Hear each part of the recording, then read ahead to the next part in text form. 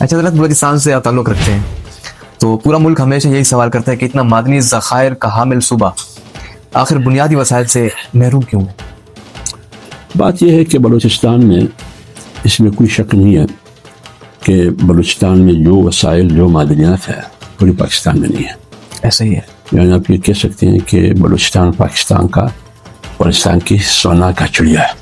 بالکل وہ سونا دے رہا ہے. ایسا ہی ہے. سندک نے آپ نے سنا ہوگا, ریکارڈک آپ نے سنا ہوگا. سوئی سے جو گیس نکلتا ہے پوری پنجاب میں, پوری پاکستان میں کارخانے ابتدا میں سے چلتی تھی, آج بھی ہے بے شک, اور جگہوں سے بھی ابھی گیس نکل رہا ہے. مٹی کی دہائی میں وہاں سے گیس نکلا. گوادر ہے جو ساحل سمندر ہے, بالکل پسنی ہے اور ماڑا ہے.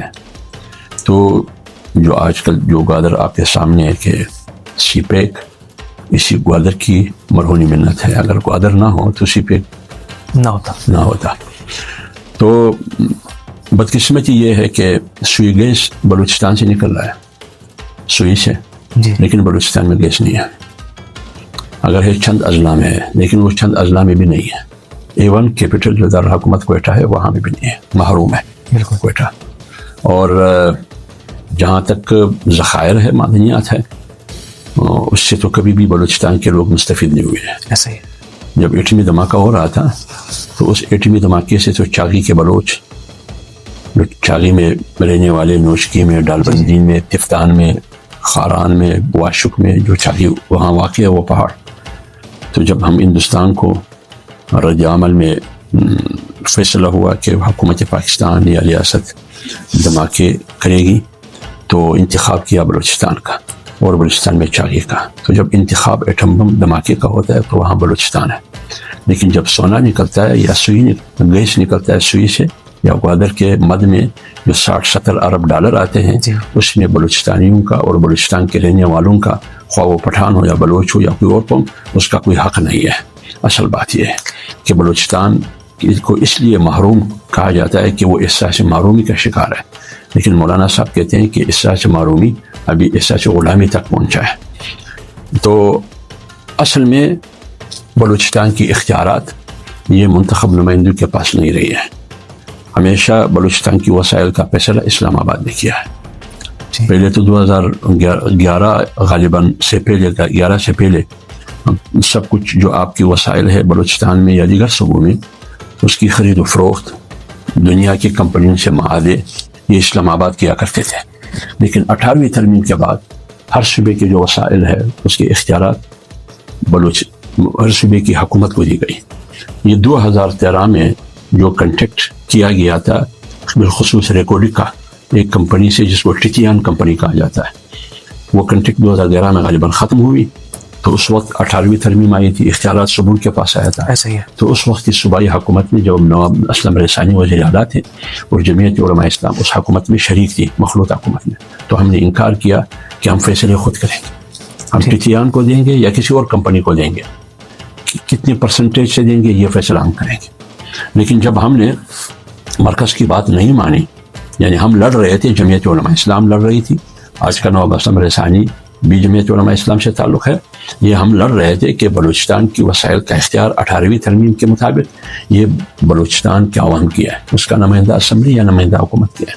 لیکن یہ اسلام آباد والوں کو گوارا نہیں تھی یہ بات. جب گوارا نہیں تھا یہ بات تو انہوں نے گورنر راج نافذ کیا, وہاں اس حکومت کا خاتمہ کیا گیا, پھر گورنر راج نافذ ہوا, پھر بہت لمبی داستان ہے اس کی.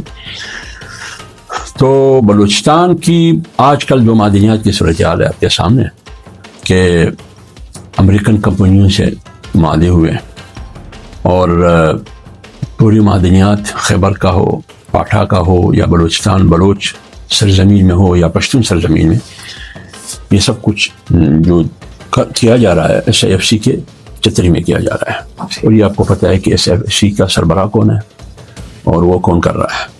لیکن سوال یہ ہے کہ کیا بلوچستان کے عوام کو اعتماد میں لیا ہے؟ اصل یہ چیز ہے نہیں لیا ہے. اگر آپ یہ کہہ رہے ہیں کہ بلوچستان کی اسمبلی نے قانون سازی کی, تو بلوچستان کے 2 کروڑ عوام ہے تقریباً کچھ کم, انہوں نے تو آج تک اسمبلی کو عوامی اسمبلی کہا بھی نہیں ہے, نہ تسلیم کیا ہے. ایسا ہی ہے. نہ آج کی صوبائی حکومت کو بلوچستان کی عوام نے صوبائی حکومت اور نمائندہ حکومت بھی تسلیم نہیں کیا ہے. ایسا ہی ہے. تو جب نہیں ہے تو پھر یہ اسمبلی کس کیپیسٹی میں فیصلہ کرے گی میرے معدنیات کی؟ جب آپ فیصلہ کریں گے، ہم یہ نہیں کہتے ہیں کہ یہ ذخائر، یہ سونا اور چاندی، یہ کاپر، یہ قیمتی وسائل جو بھی معدنیات ہے، ہم یہ نہیں کہتے کہ یہ زمین میں ہی رہے. بنیادی سوال تو یہ ہے کہ 78 سال سے زمین میں کیوں ہے؟ زمین میں اس سے عوام مستفید کیوں نہیں ہوئے؟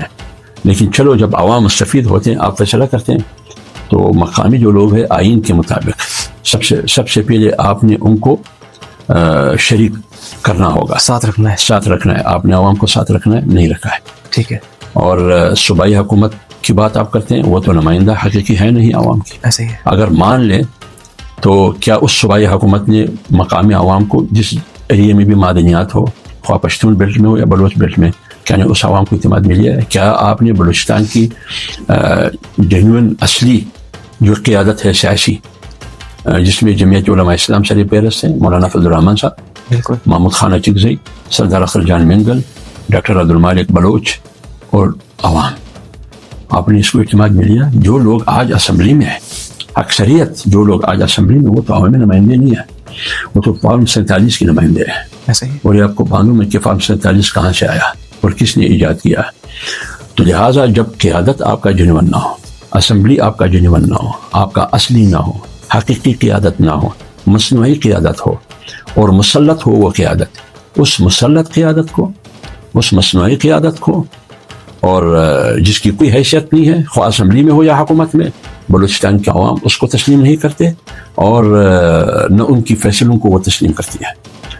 تو روز اول سے بلوچستان میں جو حکومتیں رہی ہے، ہمیشہ وہ غیر سیاسی قوتوں، غیر سیاسی اشرافیہ کے کنٹرول میں رہی ہے.